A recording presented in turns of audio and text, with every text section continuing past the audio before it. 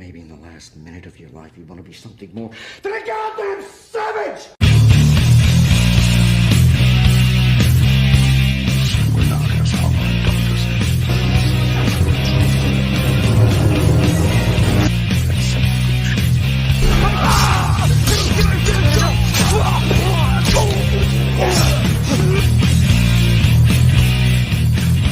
Annunziare mendatio.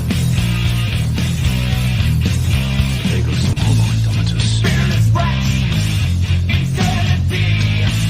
He watches the game fantasy. Wheel one, forbidden sight. He searches under of the shadows and You like this? Oh. You like being food for the immortal?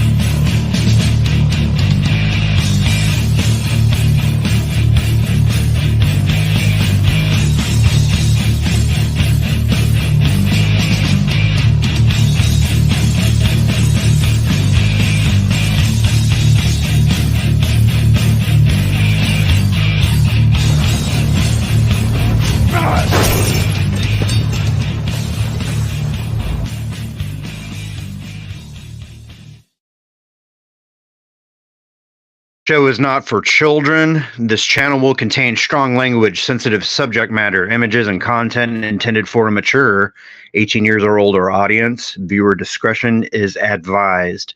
This video contains copywritten content. However, under the Fair Use Act, Section 504c2, Title 17 of the United States Code, this content is presented for the purposes of education and entertainment through the use of parody, satire, critique, analysis, and or social commentary by means of subjective opinion. That means you're going to hear some fuck words tonight. Joining me is our esteemed guest, the one and only, the notorious, his fucking reputation speaks for him. My good friend and yours, the author Stephen Walton, also known as Lodonis Dragon Storm Raven Wolf. In the flesh. How you doing, sir?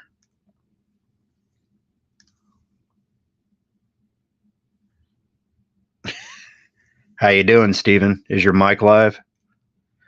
All right, Steven's taking a piss. That's all good.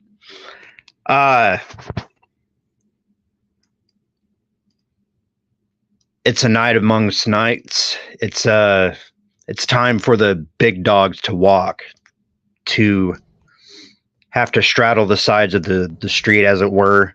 Why does it do that, Coil? Why does it do that, Coil? As soon as I fucking pump you up, why do you do that, fucking Coil? Shit. Because I come out. I am motherfucking author goddamn Stephen Walton, the motherfucking Phantom Menace historian, whether you like it or not, you limp dick motherfuckers, shit talking, for used to fucking suckle off my goddamn teeth, used to suck my balls looking for fucking subs, monetize your ass. Now you're out there talking shit, you bunch of fucking manginas, motherfuckers. I am your historian. And by the way, hail the motherfucking chat, hail trans fat. The one, yes. The only, the king of cotton connection is in the motherfucking house. What is up, Snow Dub? There he is, you fucking beautiful snowman. How the fuck are you doing?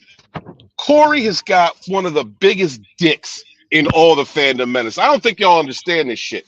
The balls on that man are gigantic. He will talk shit at you, not to you, at you. He will correct your motherfucking behavior. Don't give a fuck. That is a man with an ego. He knows. He's honest. He's true. He will tell you about your goddamn self. He's done it to me. That motherfucker. We were fighting. This motherfucker does not kneel. He is trans fat to the fucking core, man. It's trans fat brethren. Yes, sir. Shit, yeah. We're supposed to have Angus up here, but I guess he's banging a tranny somewhere. Yo, Snow Dub, listen. I was on it. Hold on, give me 1 second, Coil. We were on road a couple weeks ago, Snow, and E-Tep was on there, right? And And fucking Angus just let his fucking trans fat fucking fly. He was just like, yeah, I partake in the chicks with dicks or whatever the fuck he said it. Fucking Etep's eyes check. went wide as saucers, yo. I said, Dude. you gotta understand the fatties. You have to understand. They weren't ready for it. No, he was done. He was done. Like, you gotta half black Angus. Fuck that shit. Listen, Coyle. He's a fucking legend, man. He is. You know what? Coyle was just talking about this because we were streaming on Rogue earlier with it was like 3 fatties on the fucking That was deck, a stellar show, yeah. It was a great 3 show. fatties represented. 3 fucking Angus. mushroom bruises on your face, Angus got raw dogged with that whole situation that went down. When he found us. Like Coyle brought up a good point. Like he brought us all together. Yep. Like he knows he saw talent in all of us and all of, no matter how different we are at times, because we disagree and shit, but he brought us together and he got fucked. He got screwed over because he talked shit at the wrong fucking person who had a vagina. and that was props to Black Angus, man. Him coming back, doing them shows at Rookie Critic. Guys, if you haven't seen him, please go check out. Angus he's a smart cat. He does not kneel. Like all of us are unyielding motherfuckers. No. That's why it takes us years to make up when we fight. Yeah, there's no going backward on principle. And no. But it's also one of those things like when we're wrong, we say we're wrong. And that's accountability. That's accountability. That is a fucking man skill right there. And it's some men never master that, and they get so stubborn and they get so weird that they just forever hide their head in fucking hole 18 on the golf course. Like Snow and I have made up, and the reason that we did is because I did him dirty. I chose hoes over bros, and I did him dirty. And you sure did, man. Yeah, I did. I did. I had my head. I was trapped in a Sarlacc pit, y'all. And my apologies. But yeah. But the thing, the brotherly aspect between all of us that I don't think anybody gets. If we're sitting in a room and Lethal comes through, we can chat like we were fucking just talking yesterday. That's the strength that our lunch table, which is probably like one of the fucking oldest. Probably the oldest second wave. Like we're first fucking wave, in my opinion. Like we were there when everything was happening, everything was popping off. I want to say hail to Susie Wingard just right now. She says accountability is everything. So it absolutely go ahead, is, Susie. It absolutely is, Susie. And if you own your shit, like people will forgive you whether or not. Like when you do something that is unjust, or you out of character, or like something that's hurtful, and most especially among men, when you question your boy's word, you can have all the differences in the world, but if you question that man's word, your dude that you've called brother, that you've been through the fucking fire with, you question his word, he does not have to forgive you. He does not, and Snow's the bigger man in this situation. And thank God, because I love my brother and I've missed my brother. And to watch what he has built while I've been away, to watch what he has constructed, he mercilessly, like there's motherfuckers out there. We've all been clowned. The people have all tried to clown us. They've all tried to come at our brands. All of us have been attacked at some point by somebody because we're fandom menace. We were fandom menace. Like that's just where we come from. And It's easy to attack somebody who just puppeteers. It's easy. This motherfucker kept going with it. Came back at them. And look at all the fucking people now that are doing it, that are on stage with them, that have their own channels, that are building. Yeah. That's fucking Snow Dub's inspiration. Well, some of those people are even writing on his coattails. Like I don't know them outside of his fucking broadcast. You know what I mean? Well, but it's inspiration too. Like actually, I was asking about this one on Instagram. I see this like Elmo is a guy who does Elmo, fucking funny as shit. He does character with him. But it revitalized something that was very important to us as Gen X, the Jim Henson Muppets, the Jim Henson Workshop. That was a big part of us growing up. The mighty Papa Cotton, or if you're a cool kid, you know him as Wook. That's Wookiee motherfucking supremacy, yo. There he is, dude. Bright as day. He just shampooed his fur. Look at Papa Cotton's new fucking avatar is in fucking crow. Hail Trans Fat, by the way. Yeah. He's in fucking incredible. Can't wait to see him on stage. On doing live streams and shit. Yeah, it's just when you've got the brotherhood that we have, it transcends. Now we lost a couple. K-Log, come the fuck back. K-Log. God damn. Actually, K-Log, come the fuck back. Snowdub was saying just as much. He says, still waiting for K-Log to come back. He's taking a sweet time. I don't know what's going on in K-Log land, but man, when you guys were doing the Bigot and Ribbit show, that was some golden age entertainment. And it's just like a uncapturable era. You know, it was what it was, and we were like innocent and naive about it, but like it's gone. And it was crystallized. It crystallized in essence. In a way. It's, the breakdown that happens between us, there's a lot of clicks. We've seen a lot of lunch tables come and go. We're OGs, and as far as like our indie sphere, we've been around since like day fucking one. I mean, there were channels. So I mean, you talk about like Forged in the Fire. You talk about like Born in the Chats and blah blah blah. So yeah. The big three, the big cafeteria table was Geeks and Gamers, it was EVS, and it was World Class Bullshitters, and they had a fucking show called the High Council that just like assembled everybody, and we were right there, and so many people, just like we did, were inspired by that momentum, that fire, that energy, and we got rolling. And I guess you're documenting it, huh? I mean, yes, this book is. I recently actually asked Snow if he would do a chapter, and he'd agreed. So I'm going to be interviewing him. Killer. I just reached out to 32 Flavors of Nick Weiser. It was going to be him or Comics Division. I wanted to do the Comics chapter, but if Nick Weiser says no, I'll ask Comics. These are people that were there at the beginning, and that's important. Well, I think Nick came in a little later, but Comics was there at the beginning. I remember when Comics wasn't even monetized. You're right. Geeks and Gamers wasn't monetized. I remember when Doomcock first started, and everybody was like, "Who's this motherfucker?" I remember those days. Yeah. We were a part of that. If it wasn't for our enthusiasm, I'm not trying to take any more credit than where credit's due. But if it wasn't for the enthusiasm of people like Snow, like Angus, like Lethal, like you and me, this gangster shit might not have taken off. I mean, and actually credit to World Class Bullshitters, because they led the way. Yeah. They fucking led the way, dude. And he's an impeccable character too. Like of all of the three, WCBS is the one that I respect the most. He is the one I respect the most. You're right. But credit where credit's due. If it wasn't for a comic book professional, like Ethan Van Sciver coming in and becoming a part of that too, that also added to the momentum. That's true.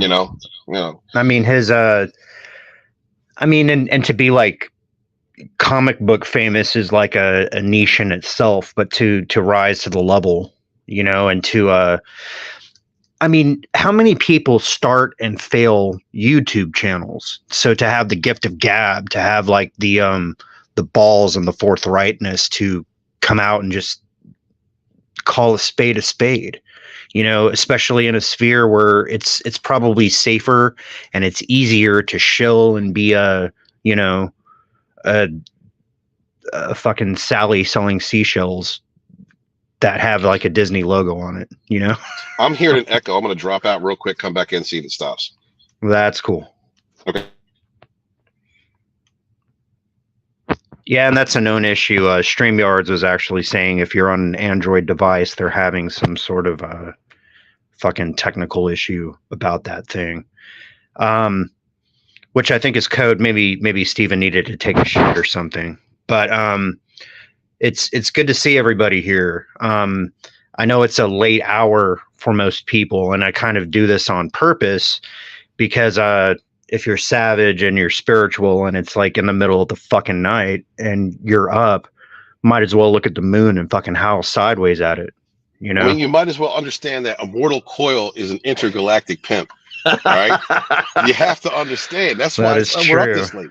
Intergalactic pimp, motherfucking bitches from other worlds come to fuck this man. You think you've had some strange? Let me tell you about some strange. I mean, we are some trans fat motherfuckers right here. We are eclectic in our crew. we have a broad variety of talent in our ranks, you know, and you've only heard out of 3 of our mouths tonight. Imagine if more fuckers showed up. So I would love to actually, like, I'd love to see K-Log come back, really. Yeah. But I think that a show, actually, you know what? I'll just say, you know what? I've been dying to stream with Snow again. Well, because everything that went down, it's like, I don't want to push that. Because honestly, my friendship with him, I don't give a fuck about YouTube. I'm just happy we're friends again, you know? But I really believe that if we all got together on a fucking panel, that would be vicious. Motherfuckers would look just because it's us. That's what we have. And I think that we could use that for growth, and we could just, because look, do you remember earlier on Rogue, I opened the door for Angus. I said, Angus, what do you think of Doomcock? Like, what do you think? What do you think of, you know, what's happened to the old fandom ministers? Right? And now, granted, I am still a member of for Doomcock's channel. That's the one channel I've always been a member of. Like, you when my super chat comes up when I go visit, it's like, you know, been a member for 200 and blah, blah, blah months or whatever. Like, I swear to God, probably not that high, but you know, like, what's real is real. And hearing Angus just let that out, because Angus, whether he likes you or not, will keep it real. His opinion of your art, your work, what you say, what you do, keeps it 1,000. He keeps it 1,000. It's not dictated by his experiences. So the floodgates opened earlier, and it felt like everybody else on the panel was like, "What the fuck?" Oh, they were in awe of the dick, dude. You know, we're all dogging it. There was a time for at least half an hour that it was either you or me or him speaking, and like everybody else just kind of like shut up and listen to the show. Well, you know, like even your Slender panelists wasn't feeling that good. Slender wasn't feeling that good. Deej wasn't feeling that good, and poor Tina. God bless Tina, who is now. There's a vote currently in Rogue because of that tonight's stream. Whether she is what the hell did I say? Oh my God, I can't remember. What the hell are you saying? Titanium. Oh yeah. The titanium unit. Yeah. Streaking through the sky. Dildos. She was talking about titanium like dildos, kryptonite crashing to the earth. Yeah. Yeah. She read the instruction manual. It sounds like she's like, "Listen, guys." Mr. Bojan got hooks in the ceiling. I'm telling you, she is off the hook. But no, you get like Ryan Rodrathi. I love him. He's got the spirit of old fandom menace. We rise together. You know, we work together. We're all on the same side. He's got that I used to have. You know, that culture. I don't know if culture still says that, but like, you know, and it's nice to hear. But it's like, no, not really, because there's a lot of stabbing ass motherfuckers out there. Double talking, bullshitting, will step the fuck on you and use you motherfuckers out there that smile for the camera and go, I'm not like them. I'm a tough guy. I don't talk shit. I don't stab people. Thanks for pegging me. You know, there's motherfuckers out there like that. And the opinions of Stephen Walton are representative of himself. The opinions of Stephen Walton come from motherfucking experience. Yeah. There he is. But we don't censor fuckers around here, so you be yourself, I mean, we're fatties. Yeah. You know, I'm sorry. I don't mean to get Coil in trouble. Listen, guys, don't get mad at Immortal Coil because he has the balls to be somebody's friend through thick and thin. Okay. None of my friends get along with each other. That's all I'm saying. I mean, yeah, it's a shame, and it's a shame. But it's like going back to what Ryan was like. You know, like we're all on the same. We're all on the same. No, the fuck, we are not all on the same team. That's a nice ideal when it comes to to the far left. He's very polite and British. when it comes, he's not polite. He's a sexist, racist motherfucker. Listen, but when it comes to like the far left, the progressives, when it comes to them, yeah. We're all on, because to them, anybody outside of their fucking bubble is, you know, an alt-right fucking the enemy. extremist or whatever. Yeah, Right. they're Nazis. Right. And so in I don't that know. respect, Can we still say yes. that on fucking YouTube? Can we say the N word? Is that the new N word? We are. I'm not even touching that. Yeah. But like, you know, you look at like we were talking about Bounding into Comics. Poor Tina was streaming with Bounding into Comics the night before. It's fucked up. But she, you know, she's on this panel like, oh my God, they're going there. Yeah, I'm going there. Bounding into Comics is the CNN of fake news, of what we have of our side. If we're all on the same team, they're the propaganda network. Satan. Right. Everything's Satan. You know. Well, and Collider and people like that, they have a new logo, but they're still just as bad. You know, it's they're and that's still what they've showing become. for the same idiots. Yeah, and and that's a shame. And some of us now, some channels have grown to be what they are. They keep doing the same thing. I think there's a few that are true to themselves. Like Gary. Gary is always going to be my boy. Y'all don't understand. I love Gary. Right. Whenever I see Jeremy, he is always cool with me. Jerry is my boy. Ryan is my boy. Like if I see them, I'm cool. Do I ask them for favors? Yeah. No. You know, have we streamed together? Yeah, here and there. Yeah. You know, but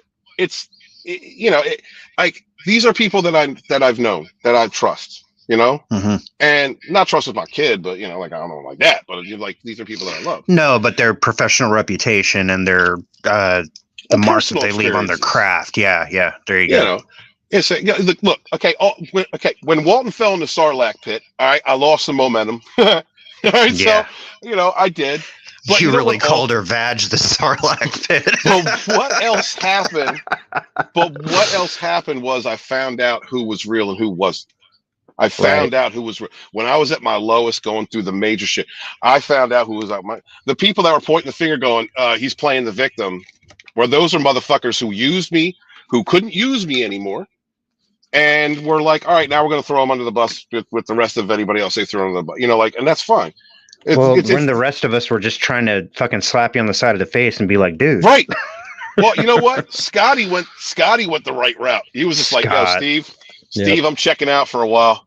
Steve, I'll check. Because he saw it, you know. You clearly have some lessons to learn, son. Well, the thing is that she was intimidated by Scott. Because Scott saw right through her. He said it's the same thing with Corey. Corey saw right through her. Yep. And that's why. And the difference between those two was that Snow is more. He's a line stepper. He will fucking step to you. You know what I mean? He will show his fucking dick. He's an OG from fucking Seattle, dude. Right. You don't fuck with people. Right. He dealt with those motherfuckers, right? Yeah. And Scotty is just like, I ain't got time. I ain't got time, you know. So the idea there was, I'm okay with Scott because we understand each other, you know, like he knows who I am and you don't know who I am, but I'm cool with him because he knows who I am.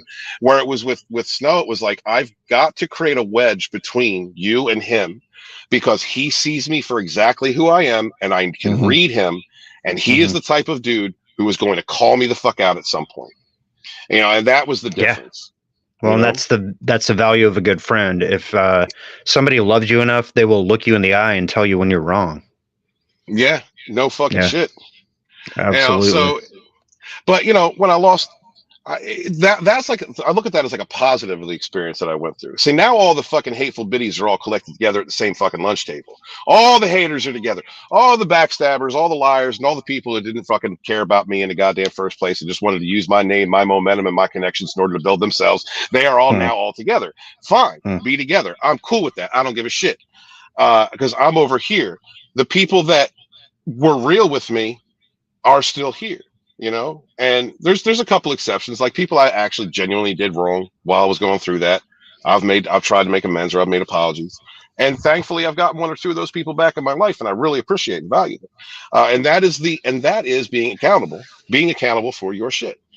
You know, like so. Yes, going back to Angus, who was another person I didn't even know. I didn't even realize how much I hurt him. I didn't know I hurt him. He had to tell me, and then I had to figure. I had to have that talk, but. You know, people like that's Angus 110. That man has my support. I don't give a shit. I'm trying to meet up with Nerdrotic again at some point, and he's talking shit on his boy Eric July. He just doesn't give a fuck. You know what I mean? Like, Yeah. I don't care. That's his opinion. That ain't me. That's his opinion. Is it making me laugh? Yeah, because Agus knows how to fucking eviscerate. Yeah. He knows how to do that. Oh, I yeah. can't wait for Agus to get back to where he was, like 2.5, 3 years ago. I can't wait for him to get to that I have no fucks to give. And he's getting it. He's already kind of getting it back. You can see it, but Oh, yeah. that confidence, that's motherfuckers. Fuck anybody. One thing that I've learned is fuck everybody else's opinion of who you are. What matters is you. Well, Matt, you are your biggest cheerleader. That's what matters. Believe in your goddamn self. Snowdub built the Cotton Connection because he believes in himself. Didn't give a fuck what anybody said. And he's an habitual line stepper. Well, the most successful puppet show. Absolutely. It sounds quaint, it sounds kitschy, but this is like a savage, like grown up Jim Henson kind of, energy that he's handing us, and he's It's fucking real. Yeah. His puppet has balls, dude. And imagination, all the different characters. Dude, I was watching a show earlier, and like his line of products, and I'm looking at this and I'm going, fuck Steve, this is where I was supposed to be. I look at that, like, I'm not jealous of my brother's success, but it kind of shows me like his tenacity. That's where I should be, and I didn't achieve that. I built did I build a 7,000 sub channel less than a year? Yeah, I did. I know how to fucking whine. God damn it, I whined my goddamn way up there. My super chat's gonna come in cheese at some point because I whined my motherfucking ass off. There you go. To 7K, but I'm joking, but it's like that. That's how that dude. My roots are Phantom Menace, bro. They're right here with you talking. My roots are here, and so that's Absolutely. what I'm focusing myself back into. I'm sorry, I'm talking a lot. No, you're good, man. So one of the things that I wanted to ask you about, Whip it out. you do have your narcissist and all that kind of shit, and there's a lot of people that need to hear that, but there's this other side of you that likes to talk about like dreams and spells and tarot cards. What's going on with that channel? Look, dude, I put a video out on Dragonstorm tonight, actually, and because I did create Ravenwolf, I do have a third channel, and I haven't really done anything with it. When I have a studio is when can I have my editing software back and a table, a desk, and my mic, that's what the fuck I need. Right. So you don't have to sit in your car anymore. No fucking shit, dude. I'm tired of being a vagrant. Like, I'm a fucking YouTube vagrant. Dude, we can talk about itinerancy. So but I told my Dragonstorm content, I'm actually going to go and restructure the channel. And I told them that. I said, look, I'm done. I'm pretty much done. I've healed. Like, I'm good now. So I don't want, like, I just don't. I could bitch about narcissists all day long. Sure, I'll still talk about toxic people and if there's anything that can add to the experience that I've had. But pretty much everything that I've gone through, and I'm going to put them all into their own playlists and leave it up. But I might go back into tarot. This is that chick I had on during my. Oh, and I'm still going to do the Narcissist Survivor Chronicle video interviews because I really like those. But the last girl I interviewed, Ashley Black. I'm going to actually have her back because she's a cool chick, and talking to someone with that namesake is actually helping. I was going to say, yeah. It helps. It's helped me to get over that trigger. It's just helped me to get past that. Like, get the taste out of your mouth. In the same way that dating again has helped me not to hate women. Because I was going down that route. I was going down to that fuck all women. I can't trust any woman bullshit. Like, no, I'm not living my life like that. I want to get laid. So I'm going to restructure Dragonstorm. I think I'm going to put it back into the spiritual direction, but it will always have that, how it was built. 7,000 subs, 7,000 fucking subs, in the same way that, because there's there's an entire other sphere of creators that talk about that content. All right. So narcissism is everywhere. Anybody can be narcissistic, first off, but it's a very sick disease. Yeah. Listen, it's very prevalent in society. Don't give me that it's only a small percentage of people. Fuck you. Have you seen all the goddamn Antifas, Black Lives Matter, far fucking leftist progressive pieces of shit out there? A lot of those motherfuckers are narcissists, and don't tell me that narcissists aren't powerful. Ethan Van Sciver's a fucking narcissist. You know, like, and look how, and he's a grandiose, and look what he's accomplished. And he, you know, like it is a problem that has risen with social media, with people glorifying their ego or false ego. You know, It's a like cult of personality. It's a cult of personality thing, right? Yeah. And on the internet, and it's ruined women. Right, like narcissistic women are fucking everywhere. You know, they can fuck any dude. Their bonding is gone. Hang on a sec. Papa Cotton is saying hating women and not trusting them are two completely different things. I mean, okay, no, true that. But like, I don't want to. If I don't trust you, I don't like you. You know, that's just how I am. But from my perspective, so from my journey, Papa. You know, that's where I needed to be.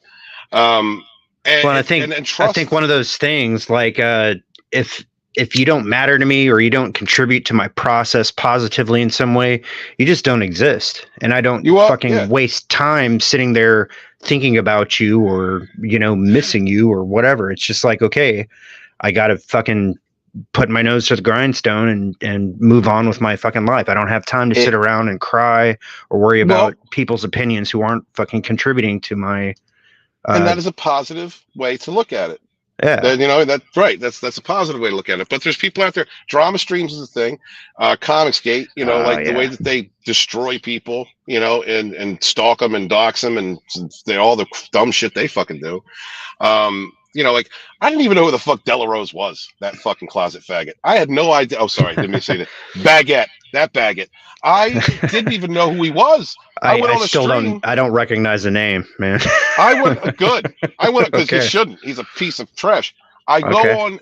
All I did was stand up for Liam Gray. You know, like, because Liam was getting harassed and was getting. Does Liam ask for it a little bit? Yeah.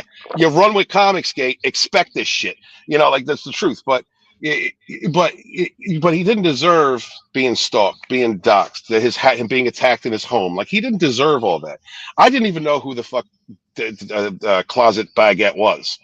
And then because I stood up to someone, a victim of his narcissistic abuse, I became a target. You know, like, and that's how they think. Like, I didn't even know who the hell that guy was. I had no idea who he was. And then all of a sudden he's coming after me. You know, and using whatever leverage he could to hurt me. And still to this day, that wife beater's out there freaking doing hate streams and shit. Like, oh my God, dude, I have never in my life, a mortal coil. Listen, my whole life, I've had closet angry, toxic gay men want me and be very mad that I'm not gay. I have never been stalked by a homo, a vicious, nasty homo like Delarose in my fucking life. That just suck a dick already, bro. Like, fuck, please. Man. Like, do what you gotta do. Cake, dude. Do what you gotta do, bro. I'm not hating. Maybe you'll feel better. Maybe you'll feel better if you just take it in the ass. Not probably already done, you know. And hey, narcissists are wife beaters and closet queers. I'm just saying, it's what it is. And so I look at, I'm talking a little shit. No, that's quite the collection of characters you got there in your fucking rogue gallery. Dude, I had that's a nice way of putting it. Yeah, so considering I'm like, you know what? I'm gonna be nice. This is our friend author Stephen Walton. He courts chaos. He doesn't give a fuck. Walton found his balls back. He picked them back up off the floor, reattached those motherfuckers, and doesn't give a shit. He's gonna tell you like it is. That is who the fuck I am. Whether you like it or not, I am your fucking historian. You know, but like, okay, but I don't even know where the fuck I was going with that. Like, toxic motherfuckers are out there all over. And I'm not saying everybody's a fucking narcissist. Not everybody's a narcissist. Anybody can be narcissistic. No, you know? But there's enough of them that it obviously carries weight as a topic. And like you said, if you grew 7,000 fucking subs in less than a year. 8 fucking months. Yeah. 8 fucking months. Out there fucking, you know, and there are channels with hundreds of thousands of subs out there. Like, this is a thing. This. And one of the reasons is we can't kill these motherfuckers. All right. See, this is why I want to change the narcissistic abuse model, because I don't think that just going bring back dueling. I don't think just going no contact works, because the way that a victim deals with it at the end is, I'm going no contact and I'm never talking to them again. And I'm going to invalidate their fragile ego by not feeding them negative or positive fuel. Let them go destroy the next person. No, fuck that. Bring back dueling, because I'll tell you what, They go from life to life to life, destroying people, conning people, using people. And that motherfucker, if we bring back dueling, will run out of bullets before they run out of victims. We will get every one of those motherfuckers. Narcissists will cluster together like vampires hiding from sunlight in a motherfucking ceiling. In a motherfucking basement, if we get the fuck around and find out legislation passed, Immortal Coil, this is what the fuck we need to do. There is not enough, and it's not just them. It's like toxic people in general. It's like those fuckers, they're promoting Hamas that were going after the police station up in New York, right? There is not enough punishment for these types of dumb toxic motherfuckers. We should be allowed, like, to drag these pieces of shit into a public square, throw them in a fucking cage, and let everybody just throw feces on them. Like, we should, if we actually took care of our neighborhoods like that, if we actually treated people the way they treated others, if we were allowed to, if their behaviors weren't excused because they have the right politics, or whatever the fuck. Here's the thing: a well-regulated militia, the right of the people to keep and bear arms shall not be infringed. If we had like that whole like neighborhood watch kind of thing, the thing is that people are emboldened because social media has given the regular fucking dude a voice. So he thinks he's more special than he actually is. And there's nobody there to check him. People have, forces, let's say that forces have conspired to defund the police, to make regulating ourselves like a fucking taboo thing. So people feel emboldened to the point where they can just walk into Walmart, grab a fucking shopping cart, load it up with merch, and just walk out, and nobody's going to do anything. Because because there's no one willing to stand up and draw the line. And Jolly is willing to stand up and toe the line. If Jolly sees that dude, he has two big furry blue balls, dude. Yes. And a mustache. Like he has the Vato fucking like shave going on. Tom Selleck stash that will there not you quit. go, dude. Magnum PI. Dun, dun, dun, dun, dun, dun, dun, dun, dun, dun. Yeah. Yeah, I fucking dig that shit. Yeah, but you're right. But it's about destabilizing the country, this is the rich, destabilize people, keep them fighting. That's what this shit is about. That's why that's why nothing's being done. And I'm not saying actually I'm going to say this, the one positive thing BLM did do was chill cops the fuck out for a minute, because they don't pull people over like they used to. They they do need a ball check every now and again. The cops do overreach. Now I've seen it. But when it comes down to communist millionaires, buying fucking mansions off the backs of the destruction of black neighborhoods, nobody sees this. There are still people that support BLM. What the fuck is wrong with you? Well, they're sucking George Soros's dick, dude. They don't realize that they're being manipulated by forces much more, I don't want to say intelligent, but more subtle, and manipulating and swaying people's emotions, especially when you're on the dumb end of the spectrum, is a easy thing to do. Being cognizant, being wise, being sapient is, it comes at a price, dude. We've made a big thing out of being woke, but like that idea actually came from somewhere, and now it's like representing the opposite side of what it was supposed to. You're right. And that's the truth, because woke meant something entirely different in the 90s. It sure did. Entirely different. Dude, and we were like mostly over the fucking goalpost in the 90s. I would say like right around the time where, 94, 95, like shit was decent. And it was like, actually, it seemed like we would hit a home run. But then like the forces that were or are or whatever the fuck doubled down, and 9/11 happened, and people bought like their fucking Ford Ranger that gets like 10 miles to the gallon, and then we go and invade the Middle East, and now everybody has to pay $5 for fucking gas. It's brother, corruption has been happening for a long time, but most especially after Reagan. Reagan, for whatever flaws you want to give it, his administration, and there definitely were flaws. He letting motherfuckers die just because they were gay. Yep. When you get to the Bush era, and then into the Clinton era. Which Bush era? The first Bush. Bush the first. Okay. Bush Senior. No new taxes. Bush. Fucking Prescott Bush too was no fucking. He didn't serve as a president, but he was a fucking slimy ass piece of shit. Well, anyway, and then you get the Clintons in the White House, yeah. and they got power that Hillary should have never gotten.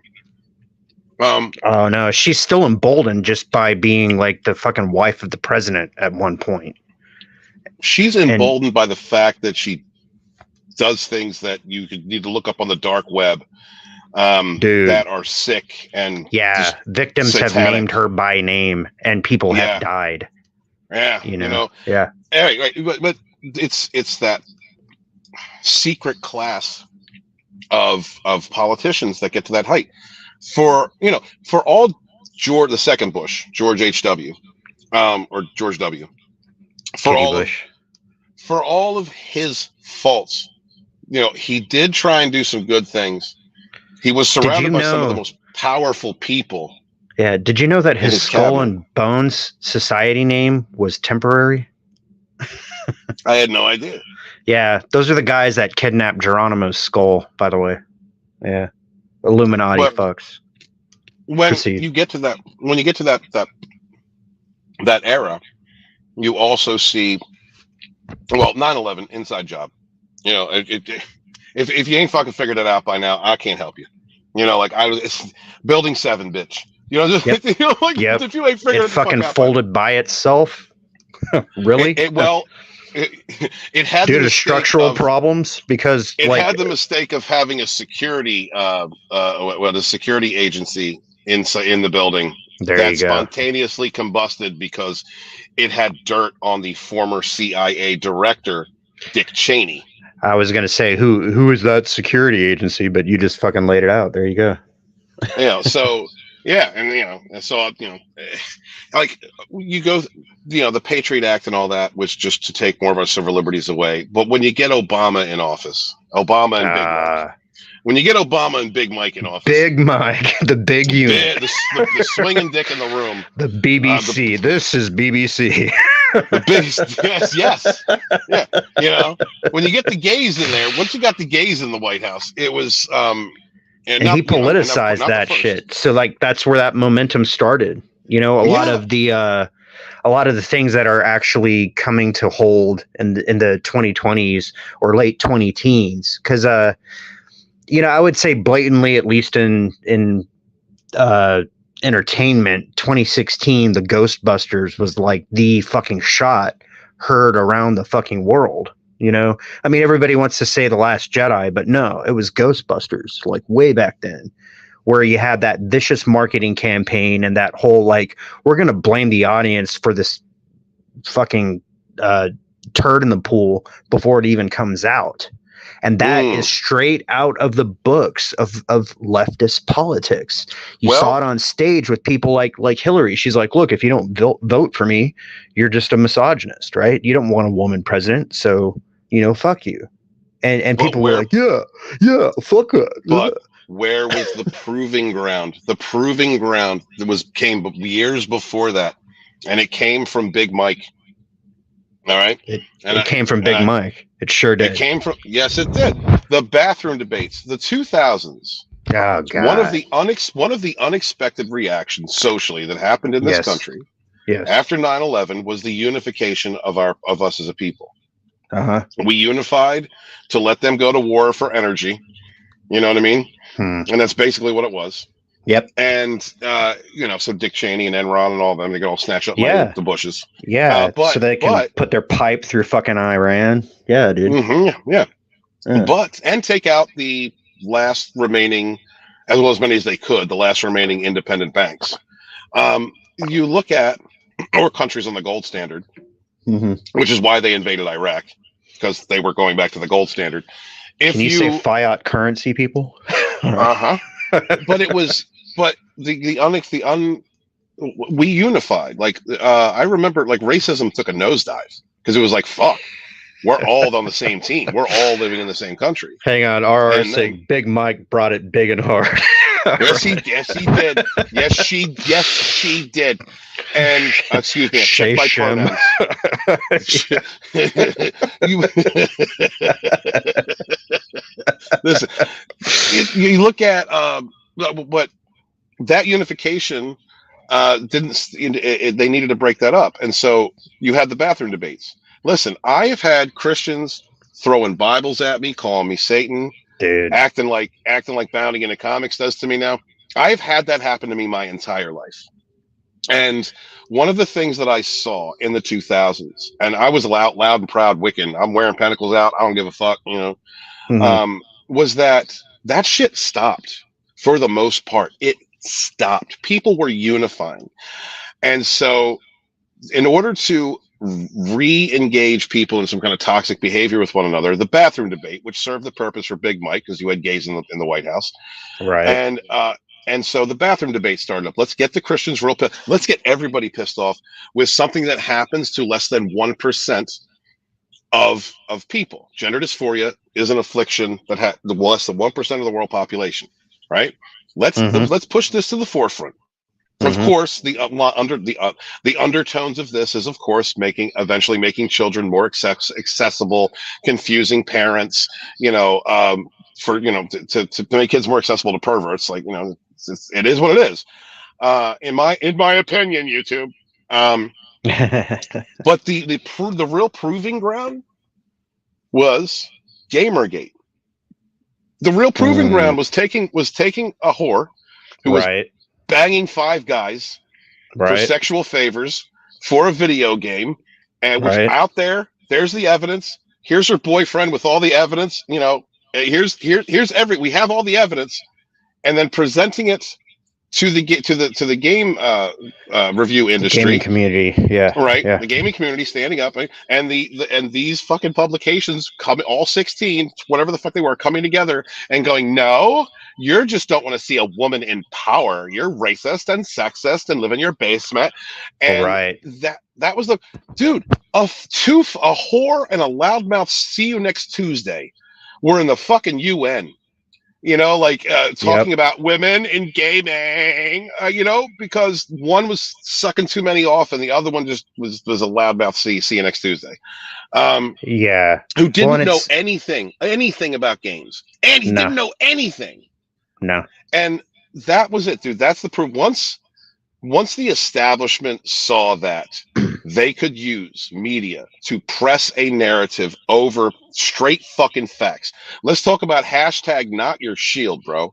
Let's talk about a hashtag that went around that was for lesbians, women, people, anyone who was not straight, white, and male coming together to say, no, this is a narrative by the publications. This is not what is going on. The truth is this chick is a hoe, and we're pissed off about this. Her getting special favors for sexual favors. Quick, Wook is saying it's meant to build confusion and distraction of the masses, and it worked. Yes, it worked perfectly. Yes, it and did. That's why we got Comicsgate. Like I give Comicsgate a lot of shit, and rightfully so. It just destroys lives. But at the same time, it was a pushback against the comics industry who was doing that same shit. And then it came Ghostbusters 2016, and it became Disney Star Wars, and it became all that. Like, this is the progression of things that happened. It was over like 15 fucking years. But it's like it gave them the right, and it made them emboldened to be a piece of shit, to blame people who are pointing out that they're pieces of shit, and to escape culpability. That's called gaslighting. That's called narcissism. There you go. It's a pernicious program that is somehow held up. And it's funny, you and I were talking offline about how like Gen X is probably the last like true hard dick motherfucking, there's some millennials out there that they're pretty. There's some. Yeah. I will give that to them. There are some, but as a generation, and especially as a generation who grew up not knowing that life exists outside of their smartphone, most of the world is hypnotized. Like case in point, you take away somebody's smartphone, you throw them out in the woods for 2 weeks.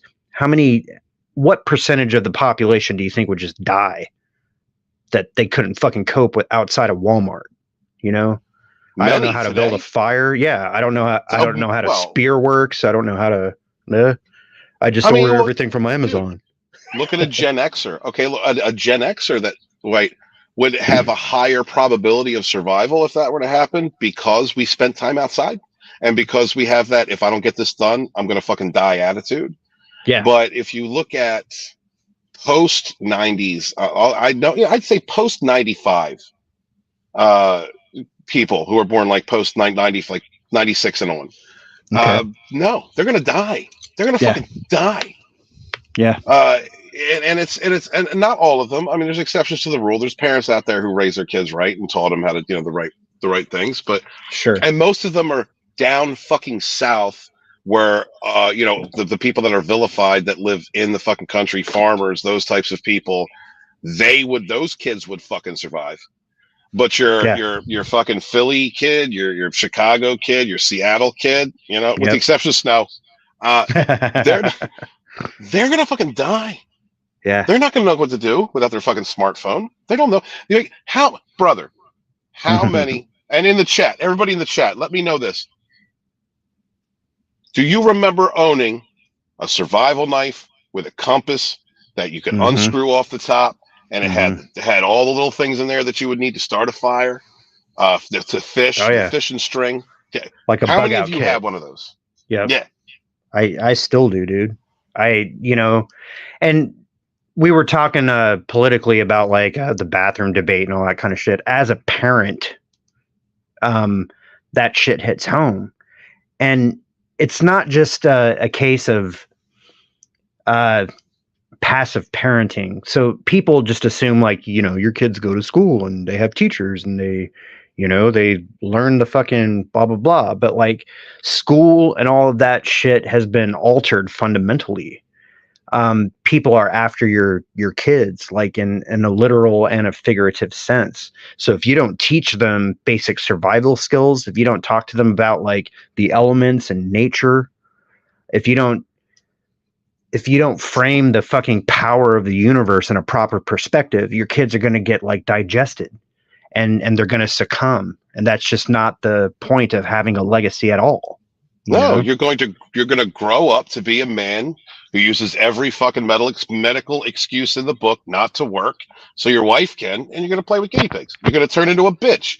You have to, there is a certain amount of survival that needs to be taught to young people. The way that schools have now been just taken over. They're indoctrination centers. You're teaching fucking 60 genders or some shit. Just not fucking nonsense. To like 5-year-olds. And that's incensing. It's incensing, dude. Right. There's no reason why a kid should, especially somebody who's like under the age of 10, they should not have to think about boys and girls and blah, blah, blah, and have it be this big, heavy fucking debate. And the reason that it is because they're trying to farm your kids' minds, people. They're turning the frogs. Oh, absolutely. Gay. So, turning the frogs gay. Absolutely turning the frogs gay. Not only that, and like I said, make them more accessible by confusing them, and talking about these things way before they're ready, naturally ready. And before they can even understand it. Well, it's programming. Yeah. It's like Christianity. Get them while they're young. Program them. But it's also like what happened to fucking Cub Scouts, man? What happened to the youth activities that we engaged in that taught us how to be, or allowed us to be and evolve into men? Young men. Well, there we go. Wook is saying I was one rank lower than Eagle Scout. I had a collection of such knives, right? There you go. So Wookie would survive. Wookie. He would. Wookie yeah. Listen, Wookie. Have you ever seen what was it? What was that movie with the End of Days? Not End of Days. What's that movie with like Franco and all those guys in it? Oh, what the fuck was it? Do you remember that one? Nah, dude. Were we talking about like I Am Sam?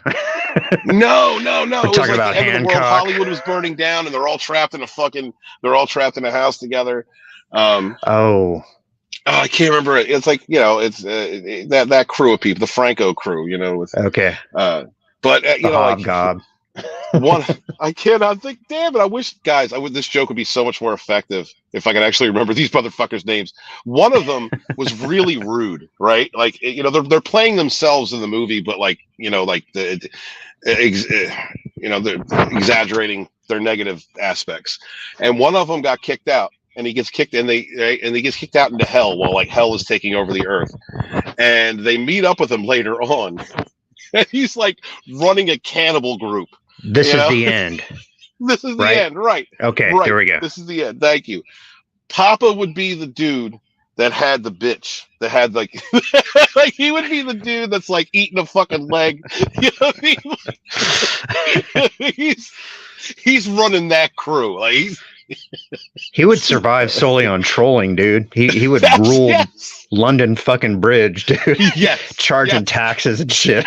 Listen, if the fucking end times happened, Papa Cotton would be out there just talking shit to soy boys and making them collapse. Like they ended themselves. And he would just take their fucking shit. He wouldn't even have to fight them.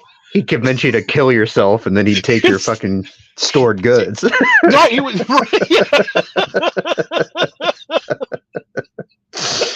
Right on. Hail Wook. Yeah. Yeah. Hail Ghost. But like it's unfucking believable. This soft fucking generation that's been allowed to happen.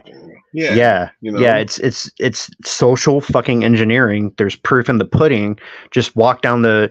So I don't want to name names, but I had a temporary gig at the Halloween store over the fucking Samhain holiday. Oh, right? You're going to talk about that guy now, aren't you? I'm going to talk about that guy. Okay. I'm going to bring him up because it's relevant to the fucking topic. Now, I'm not going to name him by name, but I will give you a description of the guy. So he was definitely on the spectrum, overweight, had bitch tits, had colored dyed hair, had gauged ears, had glasses, like thick rimmed glasses, and he would walk around and like hum to himself, like, and I'm not shitting you, like in a high pitched whiny voice, he'd just be like, and he would do it as he like was, adjacent to people, like yards away, just kind of like announcing himself, and I was not.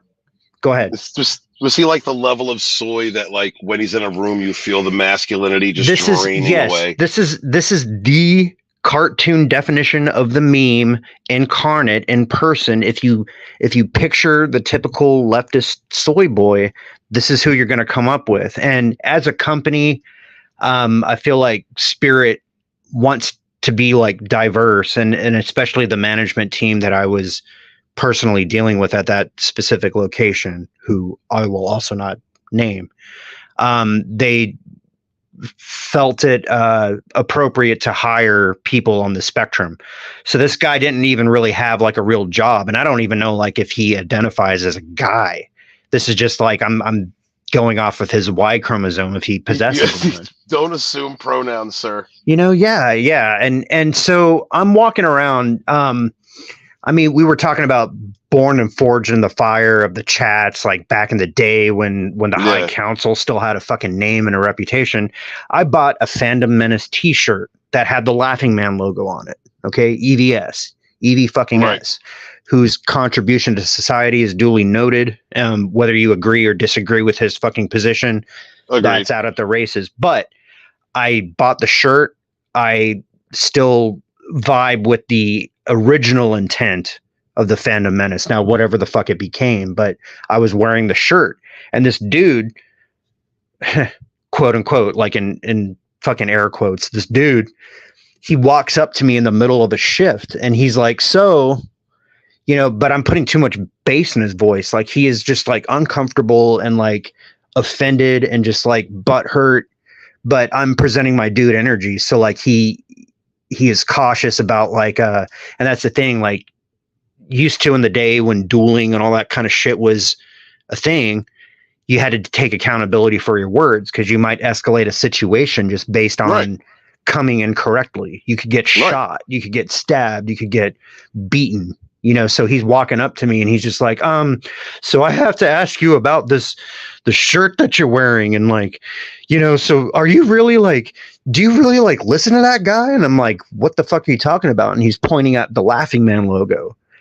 And so right away, without even talking to me, without introducing himself, without, hi, my name is, may I make your acquaintance? He looks at a logo he sees me wearing, makes an assumption, and then, is coming at me sideways about it. And he's like, do you really like believe what that guy's saying? And I had to like spend like I'm sitting here trying to work, right? I'm trying to like earn money to feed myself so I don't have to steal.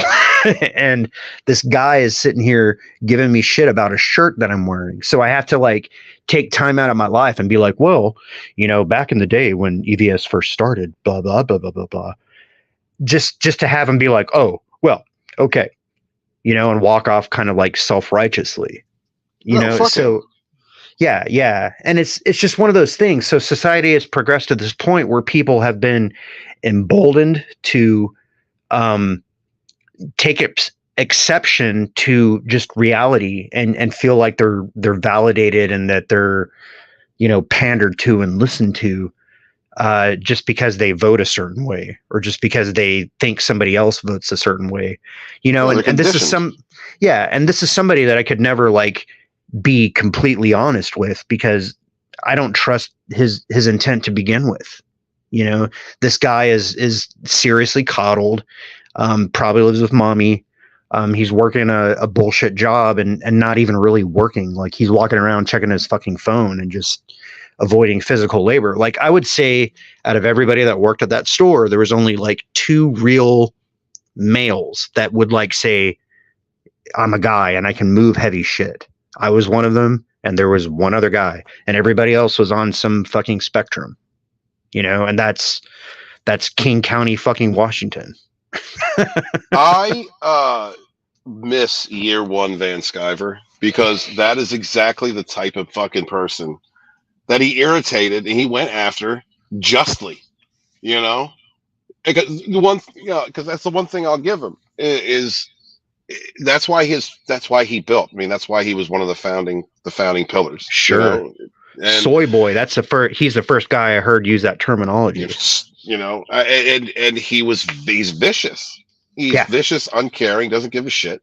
Yeah. And went after these fucking people the way they needed to be gone after. Now, we didn't find out till years later that he's just the same thing on the other side. But if he had like that year 1 Van Sciver, that's a vicious motherfucker that I was behind 100%. I proudly wear his shirt, dude. I don't give a fuck. Like, I get it. I fucking get it. Yeah. And same thing for Jeremy. Year 1 Jeremy. Like Jeremy. Because I was around long enough. I was following Geeks and Gamers before before they hit 1,000. I first saw you on his stream. Yeah, that's crazy. Yeah, it's the fucking Mike. Oh, fucking Mike. Anyway, let me tell y'all something. I needed to fall in a fucking Sarlacc pit so that I could recognize con artist bullshitters like that. I needed to be hit over the fucking head with a very masculine vagina. All right, like that. I needed that. But year 1, I got to see Jeremy transform and find himself and find his voice and become that. And no matter what anybody says, Ethan Van Sciver was his tenacity and ferocity was part of what brought that out of a lot of us. You can't take, and that's something that goes in volume 2 because that's real fucking talk. No matter how we feel about him. Like that whole DIY thing. So he had an intellectual property that the big guys like DC and Marvel said no. But he's like, you know what? Fuck you guys. I'm going to crowdfund this shit. He established a pattern that even goes down to, say what you want to about Eric July, but he did the same kind of thing. It's like, okay, if you guys are going to be stupid and political and pander to this fake fucking audience that politics are trying to program, then fuck you. I'm going to go into my own sandbox and do my own thing and be more successful than you guys. Because, Superman's son's gay now. And part of that had to do with him being conservative Christian, you know, Sure. like, and the pushback against a far left that was so anti-Christian values, you know, so anti-conservative, so Trump derangement syndrome, you know, like the advent of all that. Screaming at the sky, dude. Yeah, streaming at the fucking sky. You know, like it motivated somebody like that, somebody who was one of them. Because to be fair, if you look at the history of his growth, and then you go back and you look at like what the far leftists in the comics industry were doing, that's his team, that's his ilk. You know, that's the same kind of tactics, but the difference in ideology pushed him out. And what did he do? He fucking forged an empire. Absolutely. And not only did he do that, his leadership in doing so, even if but just by example, resonated with others and taught them how to not give a fuck. You know, and in that way, his narcissism created a positive effect, you know, and that can't be taken away. That cannot be erased. You can't erase that from history. So I was glad to see people like world class. Like, you've got world class bullshitters, right? All those dudes are fucking just comical. All those guys are funny. They gel together. They're friends. They work well together. They're imaginative. They're entertaining. They're entertaining. When they got that EVS kind of sprinkle, you know, they became something else. They got very not confrontational, but just, I don't know how to explain it. They didn't give a fuck. They were going to call this shit out for what it was, as opposed to just joking around about it, you know? Well, their personalities all gelled and they crystallized in essence, you know. Absolutely. And the biggest lesson of EVS is that if you're facing adversity and your reality is not reinforcing your value system, you create your own damn reality. You fucking step out, you be a man, you slap your dick on the table, and you fucking do what you know how to do as best as you know how to do it, and you will succeed.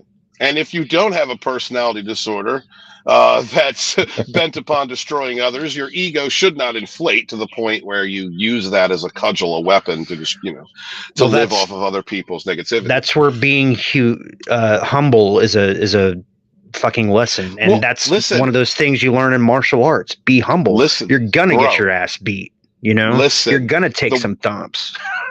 One of the things that I think makes EVS so special, in as far as like who he is that he made fun of the fact that that he is the bad guy. You know, he never. It's one thing I can say. He never really misrepresented himself. He always said he was the bad guy. You look at his intro. His intro is bad guys. He's Caesar. He's fucking Caligula. He's, you know what I mean? He's that guy. He never said he wasn't. And when he was talking about being like the humble man, you know he's joking. That motherfucker's not humble. He's nothing but ego. Like, he didn't lie. He did not lie about who he was. I'll give him that. You know, like, but you're right. No matter who you are, I don't care what fucking disorder you got. I don't care how good or how much of a piece of shit you are.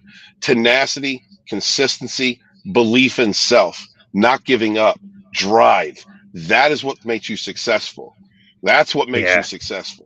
The nice guys finish last because they have too much empathy, weak boundaries, and they care too much of what other motherfuckers think. Yeah, they're bowing their backs, dude. The super toxic. They're accepting somebody else's program of reality. They're not creating actively. In the same way that toxic people who just live off negativity, who just surround themselves with crabs in a bucket, who just, you know what I mean, who just do that. They're the ones that constantly are just above circling the drain. You know, right? It's you have to have certain qualities. You have to have certain qualities to make it. You know, and that's so no matter what anybody thinks of, like Doomcock, or like anybody else that's like controversial, Ryan, drunk, whoever, well, not so much drunk, but he hides it really well. But people who are out there, it's tenacity, drive, consistency, belief in self, not giving up, keep it fucking pushing, and that's the truth of it. It is what it is. Ethan Van Sciver is successful because he did not fucking stop, and he kept using a model that worked. Yep. And that's why he is where he is. I would even argue that he established a model as far as like I would say, yeah, I would agree to that. I would agree to that. Because you had people like World Class who was calling this shit out since The Force Awakens. Before any of us knew any of us knew them. But once you get to the Last Jedi era and you have the High Council, you have like the introduction of the type of energy that Ethan brings to circles. It creates this tenacity, we do not kneel, we do not yield. You know what I mean? That just set a fire. Like World Class Bullshitter started this gangster shit.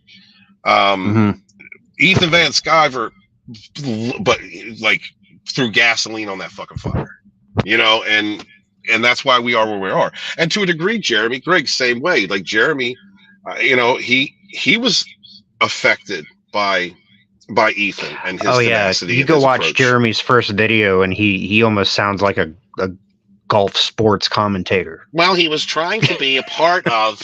He was trying to be a part of the industry. He was trying to, build something within the established roles.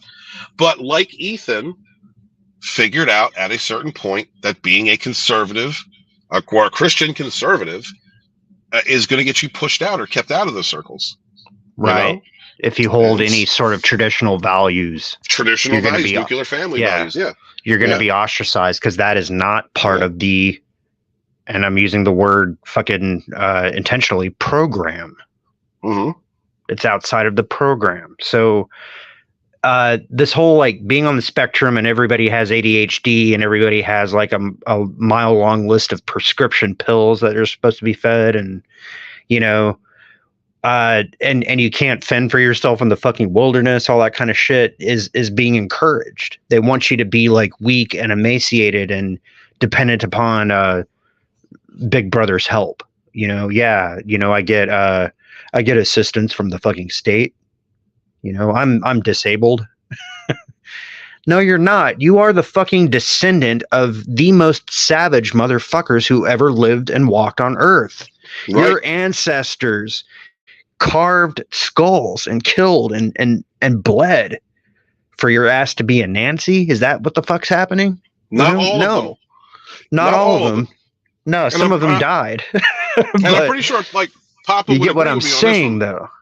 Yeah, and I'm pretty sure you actually and Papa would agree with me on this. There's always been betas.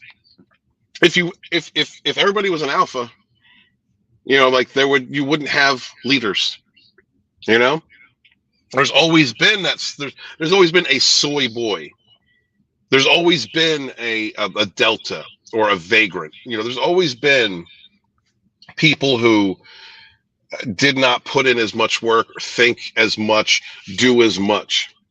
And this is why it's important to have competition. It's important to have bullying to a degree. It's important to give recognition for achievements, not participation trophies. It's important for a developing human to develop naturally instead of trying to impose your grown-up fucking pervert ideals into them well before their time. Like it is. No, look. Even in the best of times, let's the golden age. Let's say this quote unquote best generation, right? The World War II generation. Gotcha. The greatest generation. The greatest generation. Thank you. You still had dudes that were like, I'm not going to. I'm flat-footed. I'm not going. You had your worker bees. You had there's always been a segment of a tribe or a group that has no interest in excelling beyond being the village idiot. The problem today is that middle group, you know, that group that's very comfortable being a worker bee, you know, that's being shrunk, and the village idiots are being expanded, and leadership purposefully. Yeah. And we have leaders, we don't have enough followers. Like, really, you know, is what it is. We don't have enough worker bees. We don't have enough people building the pyramid. Okay, aliens built the pyramid. Nobody pumps gas in it. Yeah. I fucked them. Right. And Immortal Coil will fuck your alien wife. Your alien wife from Alpha fucking Centauri is coming here to get that lean savage dick. They were interested in my genetics. Yes, sir. Look. Yeah, we don't need time machines around here. You know, listen, we're all fucking. If you were, oh no, we're not going to go back to that today. We're not doing that again. Oh my god. But I do have to ask you one question. All right, we have to have that dick question, because we do this every week. We have to have that dick question. Yes, sir. This is for the chat. This is for the chat. Everyone in the chat, you have to answer this fucking question. You have to answer answer this question. All right. Would you rather suck one dick for 60 minutes or 60 dicks 1 minute apiece? Ooh. I know it's a horrible question. This is not a fucking good question. This is not. That is a terrible situation. It's awful. This is a predicament you are in. You have to make this decision. Cyanide pill, I guess. I mean, like, unless there's some sort of reward for it. Like, do you get $60 million at the end, or? There's no cheese, bro. There's no cheese. This is it. This is you are in this universe. There's no escaping the timeline that you are in. These are your options. I would think I would have to say I am Spartacus, and just like fucking pass the thing, dude. That's not an option. You have a dick in your mouth for like an hour, or you have like 60 fucking dicks for 1 minute, just 1 minute. I mean, like, what? Who the fuck came up with this? He's like some medieval torturer, dude. Listen, there is no. I thought you were a nature spirit. There is no point in debating this. This is it. You're in the moment. All right, God, the source has decreed. Like, this is it. This is reality. For 1 hour of your life. Papa Cotton says, I am not gay. I know you're not. That's not an answer, Papa. That's not an answer. Is it one dick for an hour or 60 dicks per minute? For like, just minute. One dick, and then you move on to the next, and you move on to the next. So you're spending the same amount of time, but it's like 60 different motherfuckers who somehow lined up for this sick fucking fantasy. Is the answer? Okay, there's an answer. I think there's an answer. Is there an answer besides besides no? There's no is not an option. This no is not an option. All right, enlighten us, Stephen. What is the answer to the dick equation here? 60 dicks. You go for the 60. You go for the 60.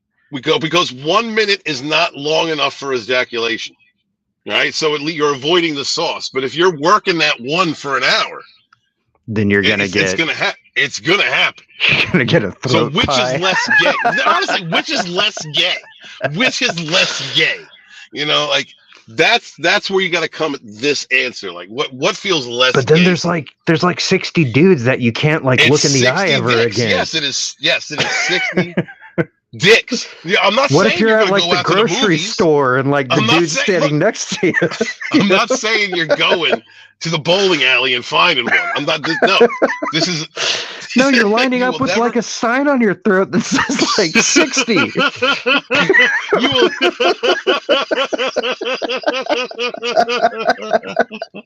This is a trans fat question. This is a trans fat question. Born in the trans chat. This is as savage as it gets, you guys. This is my co-host Stephen Walton, whose views and opinions I disavow. I swear I'm straight. Listen.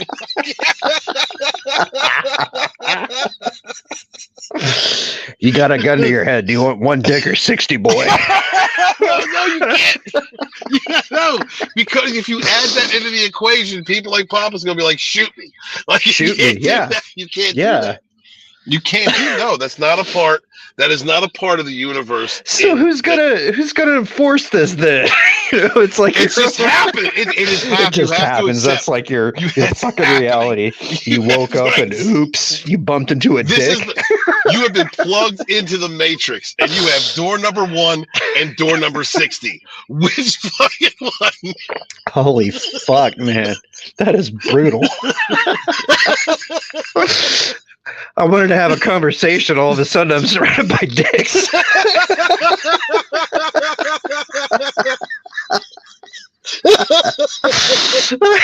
They're just waving in the breeze. It's all right. You can pick any background you want. I don't know if it's going to make it easier for you. Yeah, music playing. There we go. RR says you need some fucking help, Walton. That's not an answer, RR. What's your answer? You're. Oh my God, you guys aren't playing the game. That's silly, dude. Right on, man. So just to walk the show back to a reasonable. I mean, we got a broadcast to fucking maintain. You know? Was that too much? I'm sorry. Nah, it's not too much. It's food for thought. It's just not going to go in my mouth. That's right. That's right. Door number 1 or door number 60. That's it. You have 2 choices. That's it. This is reality right now. This is the evil genie that you fucking rubbed his lamp, and guess what? Fucking gin. It's a really gay, fucked up gin. The gin. Yup. You wanted $1 million? Here's how you're gonna get it. I guess this question needs some cheese because these motherfuckers are like, I'm not answering that shit. Nobody wants to harbor secrets. Yeah, guys. That's pose it to your friends. Pose it to your friends. We'll see. RR, do me a favor. The next time Bear does a stream. By the way, it was Bear's birthday tonight. Happy birthday, Bear. Happy birthday, Bear. Yeah, I was hanging over there with RR, Mikhail up on the panel, West Moody Webcast, Papa stopped through, Raquel stopped through. It was pretty cool. It was good to see Bear again. He was jamming out. But RR, the next time, listen, just say, look, and you can even say, Walden said. You can even say that, all right? Just ask him. Walden asked me to ask question. you. Yeah. Bring some savage spirituality over to this. Savage spirituality. So I saw something the other day that's, I guess, tangentially related to a discussion like this. Dicks? There is, well, the opposite of dicks, vag, actually. Okay, well, all right, let's go. Let's cleanse the palate. Let's talk about some. Let's eat some fucking fresh out of the shower vag, please. See, I would do that. I would eat a pussy for an hour, and I would eat 60 pussies for 1 minute over an hour easily. Like man. Well, hold on. Okay. Wait. That's some like ice cream butter right there. It's some. Now wait. Hold on. Now hold on. Hold on. So would you eat 1 blue waffle for an hour? Ooh. Or 60 chlamydias. Dude. For 1 minute apiece. Dude. I just said fresh out of the shower, and you just had to like turn it into a blue waffle. You Lego my ego motherfucker.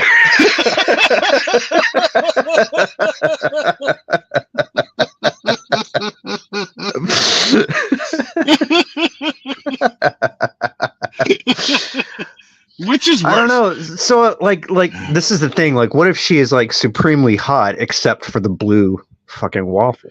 I can't deal. Listen, I can't. The vag. My son. My son asked me this question: are you an ass man or a tit man? And I said, It's all about the vag. The vag has to look a certain way. If it's not pretty, if the vagina is not pretty, I don't want to fuck with it. I can't see. I think it's more like a waist to hip ratio thing. If I'm evaluating a woman, I want those breeding hips. You know what I'm saying? Okay. Her vag is sort of, I mean, it's important. You have to take care of it. You have to wash it, wash your face, wash your ass, wash your vag. Wash your hands, wash your ass. Right? I mean, that's the new tagline. Like, that's all, folks.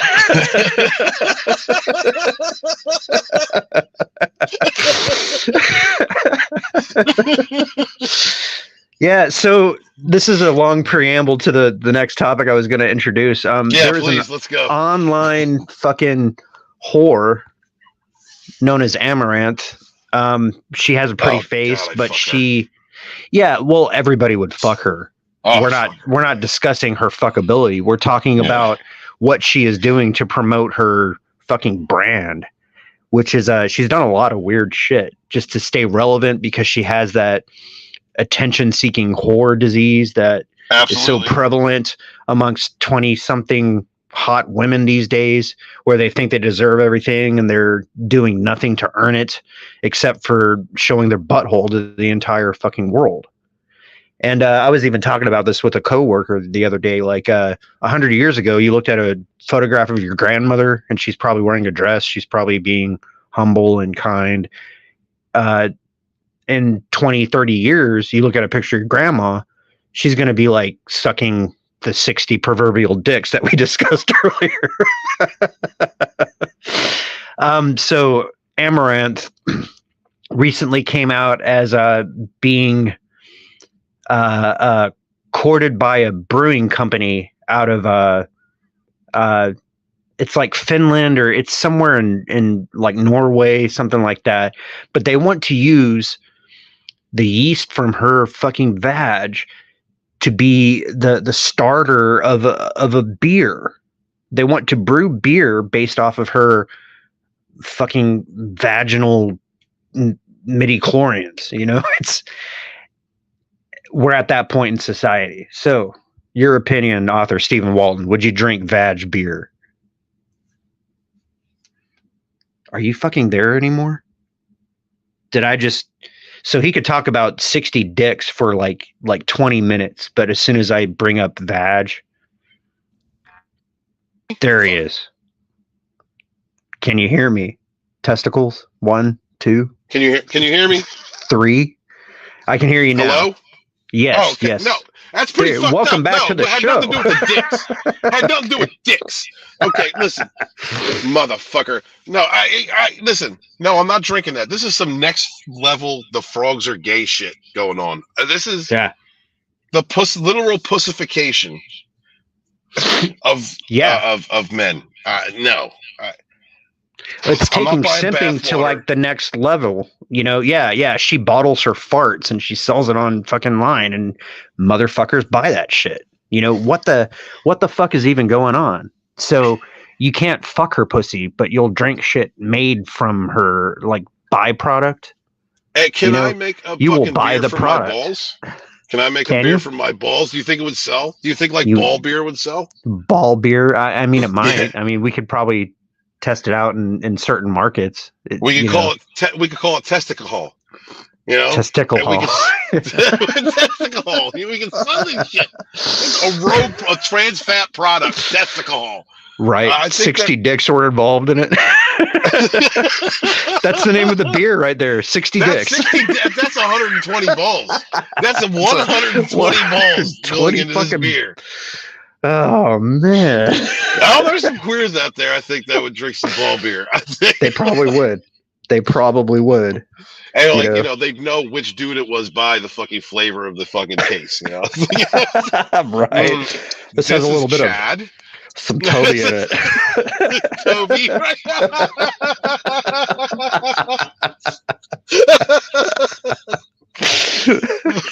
Oh, I got a hair in my tooth now.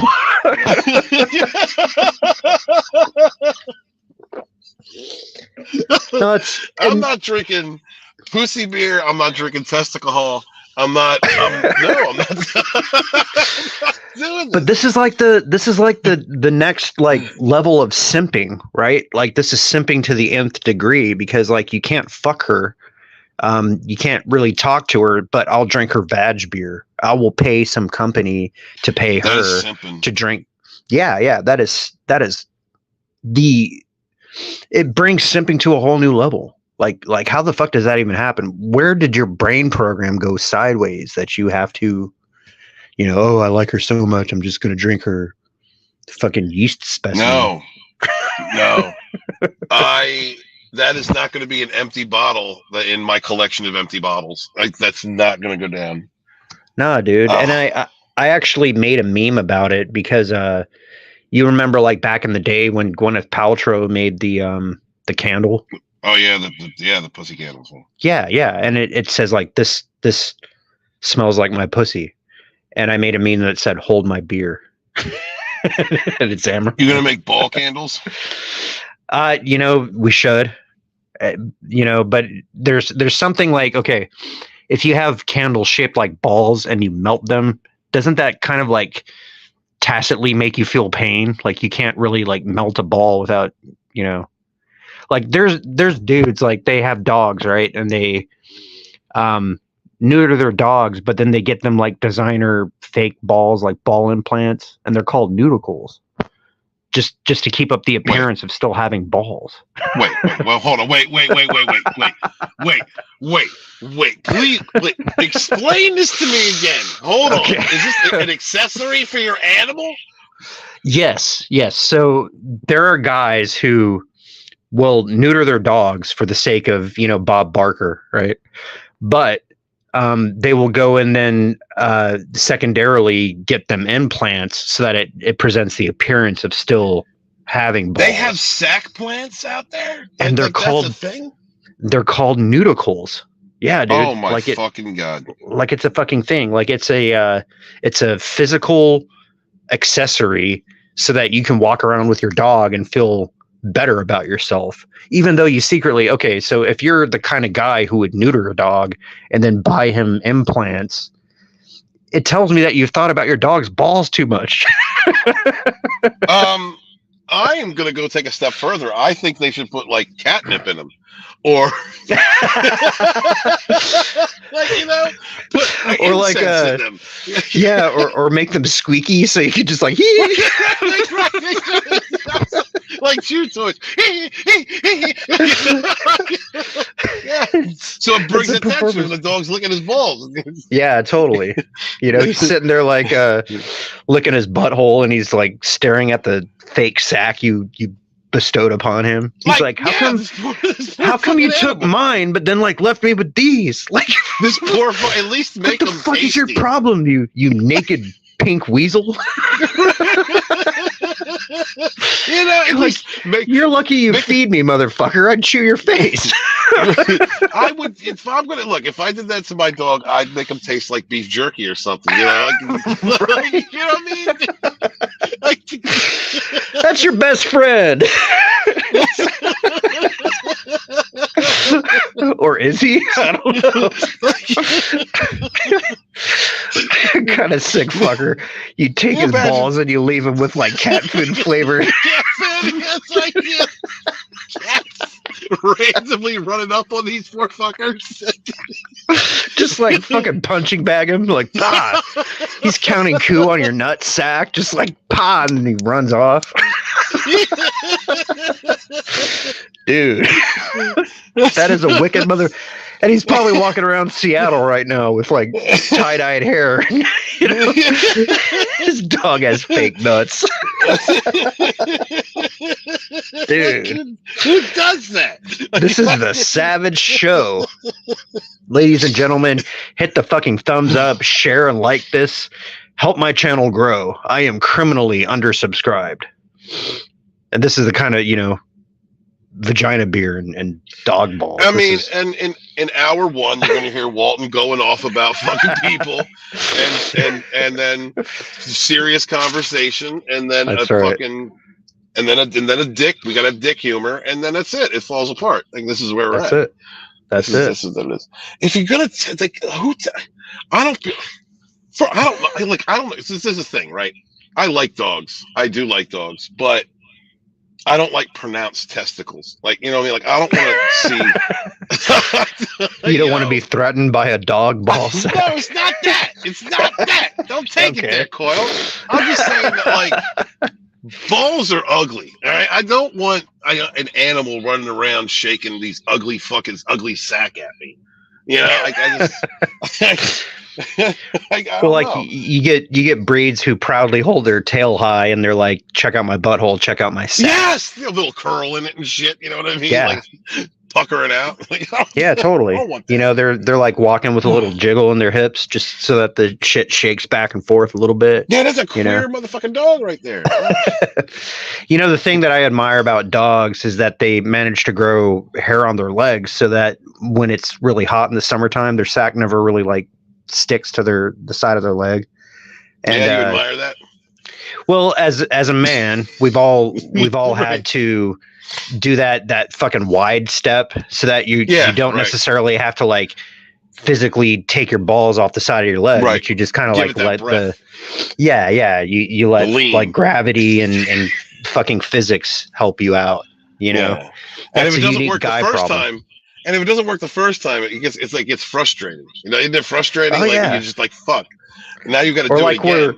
Where most of it gets off your leg, but there's that tiny little like staple sized piece that's it sticks on. Yeah, it's hanging there, and you can't do shit about it. Like, not politely. I mean, if you're an asshole like me, you just like grunt and grab that shit. Yeah, totally. You know, I already look like a fucking vagrant, so people aren't gonna think less of me. But like, it's not like you're white collar business suit guy, you know, and you have that ball sticking problem. I wonder if like gay guys like help each other with that. You know what I mean? Like, you think so? You know what I mean? Sweetie, hang on a sec. your sack's a little bit. You know? There you go. Just a little to the left. Okay. Don't they scratch them for each other? I know this feels. You like this, don't you? Because they know scratching your balls feels good. You know.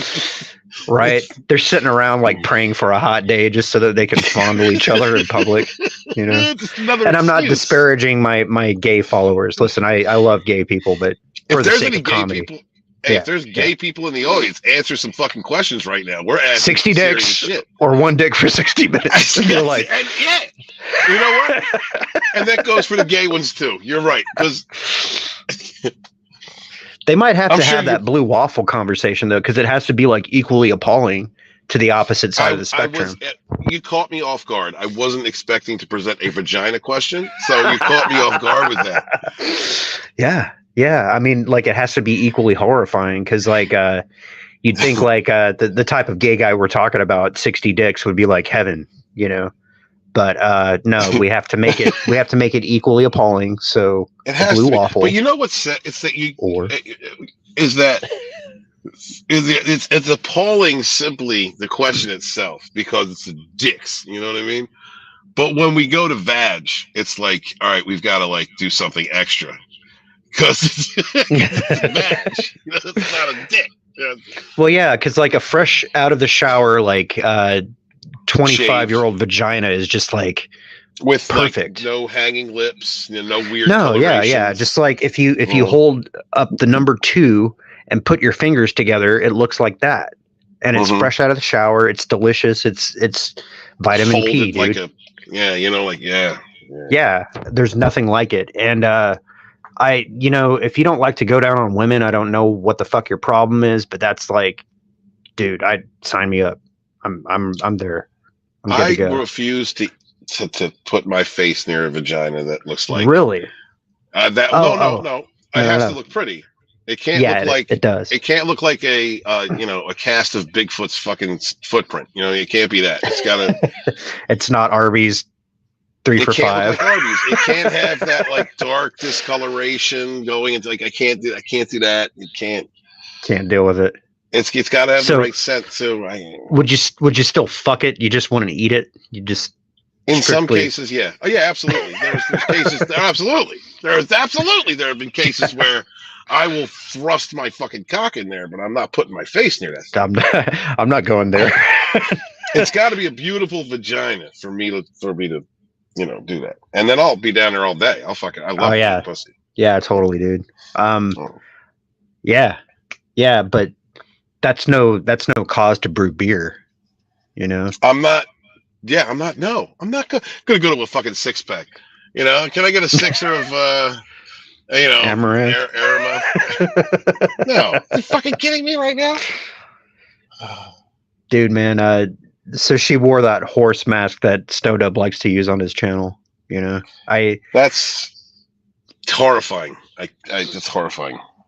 Well, and so the level of activity that people and this is really where the higher thoughts coming in. We can talk about dicks and balls for a little bit, but the level of we can. Thank you, Immortal. Yeah. You have my permission. No. Appreciate it. The level that people will lower themselves to for the sake of attention is a symptom of the sickness in society that we live in now. This is a woman who initially she was probably like a normal girl growing up, unless like her dad didn't live with her or something. I don't know anything about. Dude, no, that chick has daddy issues.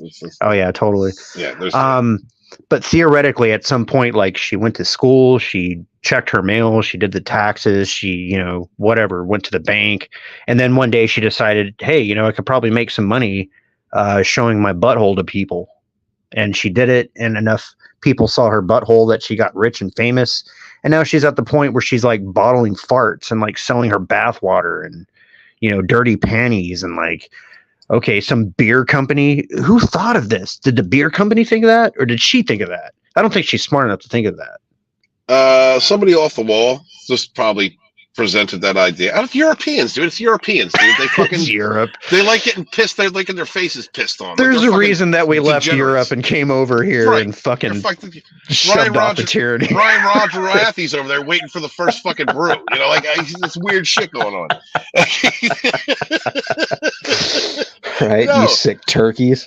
That's why we had the Revolutionary War to keep shit like that off our continent, off our fucking soil. God, and then we fucking brought blacks over. Now listen, this is what shit. This is fucked up because if I could have at some point like sold a goatsy, then I would have done it, honestly, and I'd sell testicle, whatever the fuck we call testicle. it. I would testicle. Yeah, I would do that. I would do that. I would show my butthole as all testicle. Yeah, if I was gonna make money off that shit, I would do that. I would absolutely fucking would.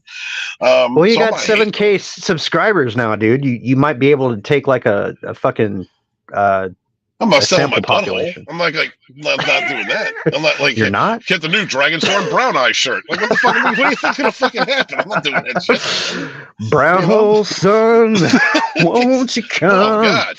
Imagine the fucking toxic fallout from that one, dude. I cried about a broken heart and I get fucking trolled. You imagine if I sell a butthole shirt? Like, what the fuck are you kidding me? I'm done. So you can support Stephen Walton's Patreon butthole shirt at yes, absolutely. Crowdfund that shit. Historian approved. Merch. You guys log on. Holes, I'm not doing that shit. What the fuck? That's killer. That's killer. I mean, but what kind of society thinks it's okay to conduct themselves like this? Like an American society. Yeah, an engineered American society. And by the way, did you notice that like Sleepy Joe hasn't been tweeting very much? I wonder if he's sick or if something happened to him. Sleepy Joe, who the fuck is that? Brandon, the Brandon. The president. Oh, my bad. I'm sorry. Yeah, you're right. You're all right. Well, he's not very sleepy anymore. He's just fucking retarded. He's senile. Dude, did you see him? Did you see the video that fucking D-Day Cobra shared where he's like walking across like over to the podium and then back across to the other people, and then they're like, "Hey, over here, Joe, over here," and then he turned around and walked back to the podium. He's like so confused and out of it. Yeah, and he's like in front of the Marines or somebody like that, and they have Mr. President right here. Yeah, I'm still in weird little like sub chats and conspiracy groups, and I really believe this guy has a like either a robot version of him or a replicant or something that can publicly like stand and wave, but they don't let him speak because his brain is pickled. Like he's over the fucking hill, dude. He's sick. Listen, Coil. When I worked at Dover Downs Hotel and Casino, I worked in the casino. I used to talk to a professor. He would come through. I'm not going to say his name or what school, but he was a professor and retired. And we would have discussions. And his family knew the Bidens. He's from Delaware, like he's higher education Delaware. Hopefully he kept his children away from him. And believe it or not, there's some people in Delaware who have a fucking higher education. But anyway, but he was talking about when Biden was the rep for Delaware and the bar in 1970. What? Yeah. And in Wilmington that had this back room where Biden would go, where Joe Biden would go, among other people, and then he would have his cocaine and his drugs and his whores back there. Yep. This dude has been a racist fuck who has been a womanizer and a drug addict. Yeah, on record for decades. You know what I mean? There are clips of him, this man, beating children, naked children, while naked himself. Yep. It's out there on the web.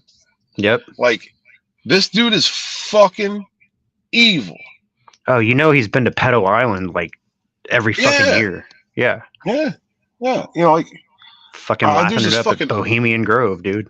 Yo, let's talk about, matter of fact, let's talk about that. Who was the Papa might know this, the UFC fighter that came out to the ring recently, wore a shirt and it said, "Tell me how Trump was indicted before anyone from Epstein's client list."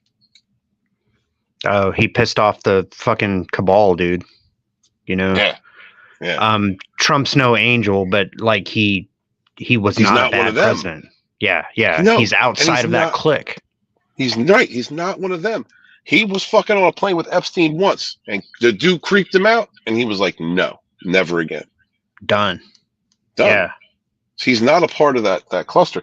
I have this talk with my son who's got a progressive girlfriend and he leans socialist. And I talk with him about I know. It's he's not a bad kid. She must have some fucking tight squeeze. I don't want to I don't want to know nothing. But anyway. But he, like, we were having that conversation. It was just like, you think what you want about Trump, right? Whatever you've been told, but look at what was going on in the world around him and understand that he is outside of that system. And he was going after the pedos that last year.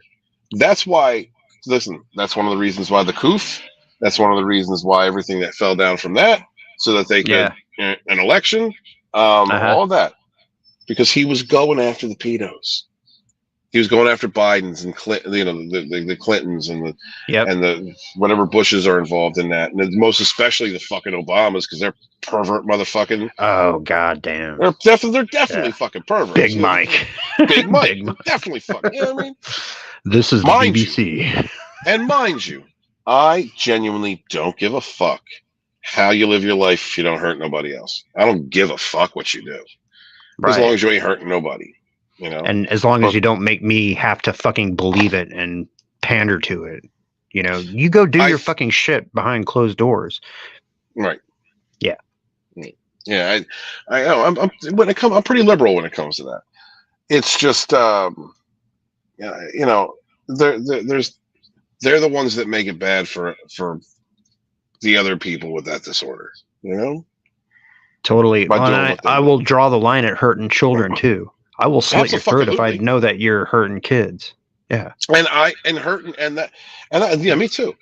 And part of that is the indoctrination of children at elementary school level, middle school level, I don't give a fuck, high school level, teaching them this outlandish they them fucking 60-something gender bullshit. Like all of that is harmful.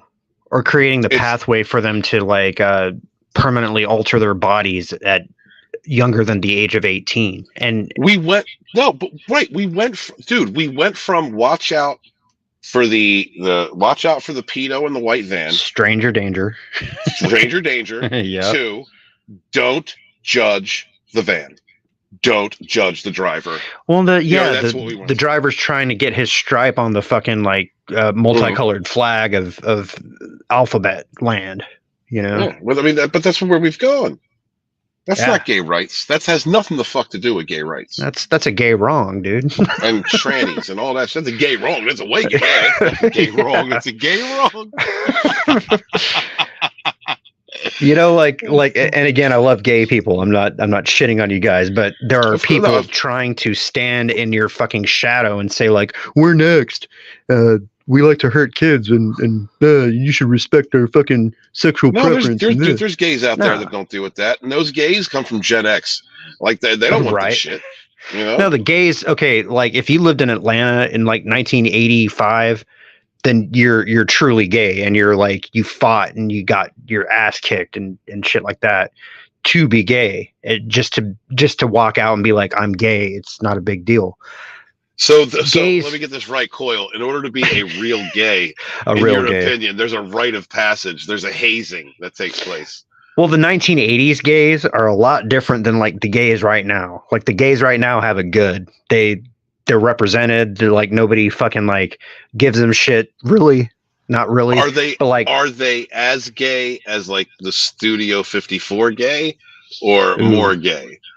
I think it's more like they're the kind of gay that like you would get your ass kicked in public, but then the guy who kicked your ass would ask you for a blowjob later.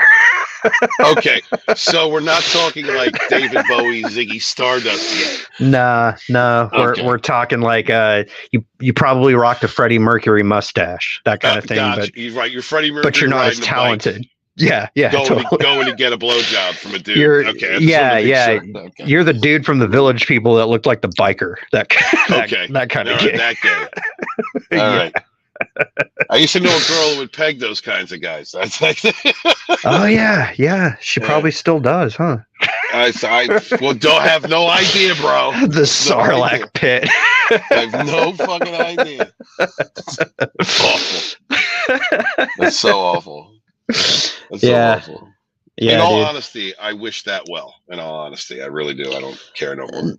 No, totally. And I'm just joking about it. The larger point here is that the social engineering elements of society would like to stand in that fucking tolerance and like bully you into accepting truly sadistic, and might I venture the word, well, I don't know if satanic would apply here, but you know what I'm saying, like just pure evil. Luciferian. Luciferian is a good term. I have no problem with that term. Yeah. There we go.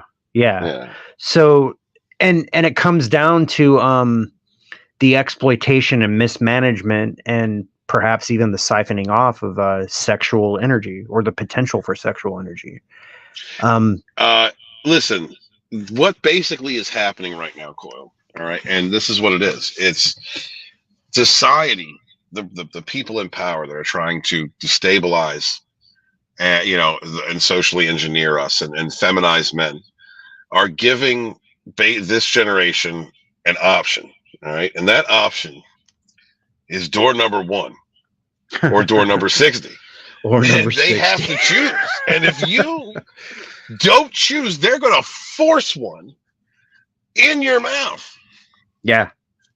And then they're actually also making it wrong for you to obey your principal nature as a male. Like, okay, the cis white male in his 30s or 40s is the new N-word, right? We're not allowed to exist. Yeah. We're not allowed to have an opinion. We're not allowed to be who the fuck we are, because society has been told for the past 10, 15 years that we're the fucking thing that's wrong with society, when in fact we're the ones that you draft us into your war. We build your fucking bridges. We pave your fucking roads. We invent the devices that you're holding in your hand or sticking in your ear and taking for granted. That's the Chinese do that now. The Chinese do that. Oh, okay. And No, there's no straight people in China, right? they're all queer. Now listen, They all went to Taiwan. it's all about dong fu over there. It's just circling back around to we were having the Fandom Menace conversation, right? Yep. Is that there has to be enough of us, whether it's politics, any of these topics, there has to be enough of us talking about this, because there's normies out there that don't get it. They don't care. They are not true definition woke, 90s definition woke. Right. I was talking to somebody today, and he said, yeah, I'm going to take my daughter out to go see Captain Marvel. Well, I heard it's not doing that hot. And I said, well, Ooh. if you want to go see a movie, from an actress that hates straight white men and teach that to your kid, then that's your prerogative. Yeah, and his response was, oh, I don't pay attention to that politics stuff. And it's like, but you have to, and you really do, because it's his prerogative to do what he's going to do, but you're taking your child to a movie where she is going to possibly become endeared to this this activist posing as an actor. You're drinking the badge beer, dude. You're drinking the badge beer. You're right. You're teaching your own daughter to not hate you, right? All right. She's going to be pregnant with a black kid by 16, and you're have a also little Antoine as a grandson. you're also teaching her, that she can be a hoe. And there's no consequences to that. High body count, no fucking consequences. Right. And it's so you have to pay attention to these things. As much as any of us will give shit to any of like the bigger channels, the old TFM channels or whatnot. Like they serve a function. They're bringing attention to that problem that normies need to understand. Like they should understand if they really value their family, their next generation, how they're learning and being taught. Because if we just roll over and don't talk about these things, then they're going to be degenerates, and they're going to be lost, and they're going to be confused and angry and hateful and not understand why. They're going to be conditioned and not understand why, because there was no voices out there knocking you on the head and going, hey, this actor, this production, this house, this producer, whatever the fuck, is pushing these beliefs via television film. Well, and that's the plan. This is the frogs in the slow boil. By the time you realize that you're dead, it's too late. Right. The bathroom debate came the fuck out of nowhere, and most of us saw it for the ridiculous argument that it was, didn't think it was going to go anywhere. Yeah. And then fucking 8 years later, we are having to freak out because there are women, there are people, leftists, far women, like out on the fucking internet, arguing about men with penises and a dress, tell you not to question their pronouns or their menstruation cycle. Like this is where we're at, because it wasn't taken seriously enough at the time. There's this ridiculous, erroneous fucking argument that has now become an epidemic of mental health illness. Yeah. Well, millions of people got injections for a flu, that really was blown out of proportion. Fucking Fauci is Joseph Goebbels, dude. Yeah. People are highly suggestible in large groups, and they've done. I mean, the Nazis actually were probably the chief.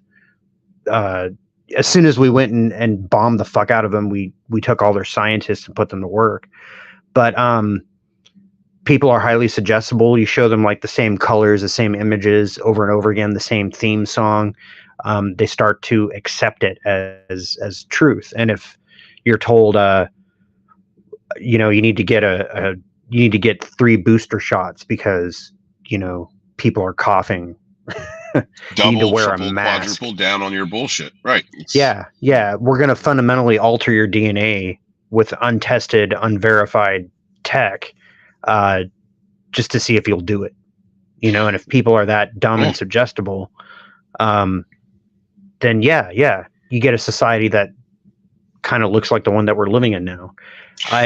Shout out to all the free thinkers out there. I'm glad that you guys are on board and listening to us, but you know, do not take as credence what the fucking television is squawking at you about. So, and the same goes for what we're saying. Do some research. Take a look at what we're talking about. Come to your own conclusion. Absolutely. You know, square up and challenge us. We're ready for it. Yeah, and why is there not a poll in the chat that says 1 or 60? I don't understand.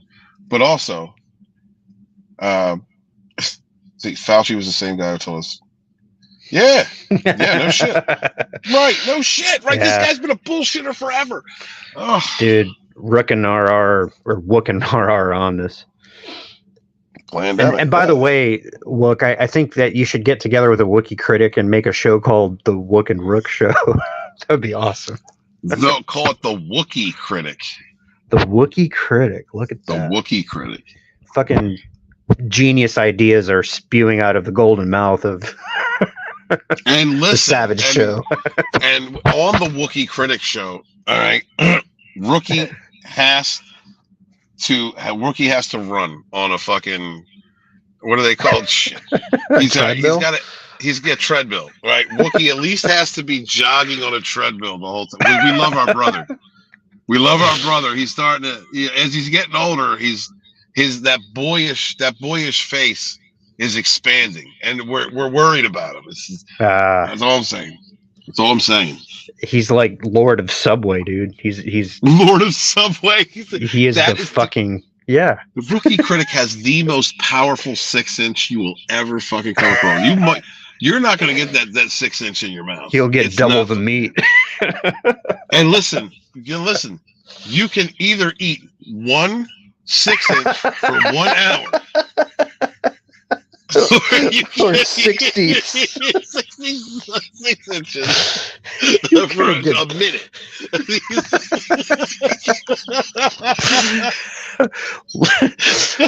This week on the Wookiee Critic. The Wookiee Critic.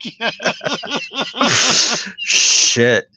I'd listen to that, honestly. Yeah, for $1? Yeah, I'll become a member. I'll take that for $1. Yeah. You can support the Patreon.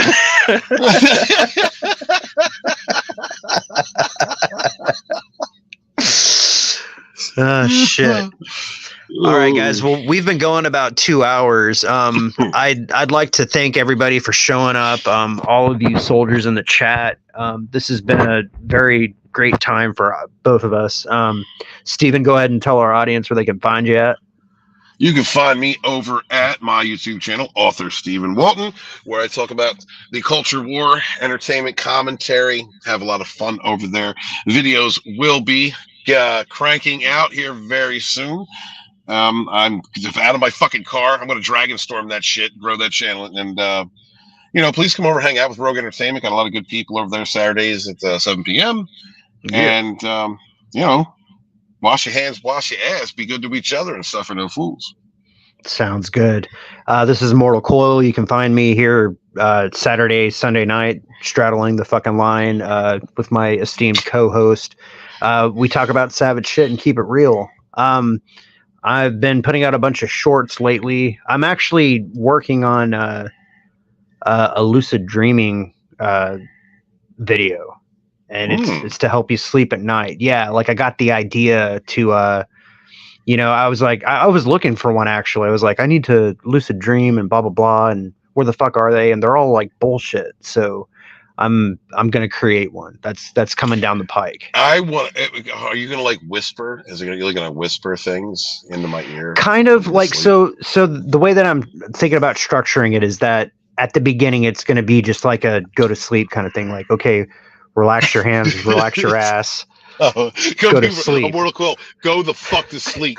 You Go savage the fuck to sleep, you fucker. What the fuck are you doing awake even right now? You soy You're- fuck. What are you doing? You're listening to me? Like, You see you my can't Van go to Skyver sleep? shirt? Fuck you. yeah, Go totally. the fuck to off. sleep. Go the fuck to go night, bitch. Just talk shit. Yeah, just talk shit. Oh, that's funny. That's funny. That might be a funny video to put out at some point, but no. So like the first part's like getting you to sleep, and then it's gonna like let you sleep for like maybe an hour, and then in the middle of it, it's gonna be the lucid dream guide, where it's like I'm basically gonna show up as like a dream visitor and remind you that you're dreaming and invite you to fucking control that shit if that's what you want to do, and if not, then have a good night. You know, that kind of thing. I'm still writing the script for it. But it's one of those things like I don't trust you, Coil. I think that like at that twilight moment, like 20 minutes in, you're gonna like, okay. out of nowhere it's like this real melodic music. You're gonna hear like penis. Like is this guy? I'm majestic. There's I know, just like one word, just subliminal. It's a perfect dick.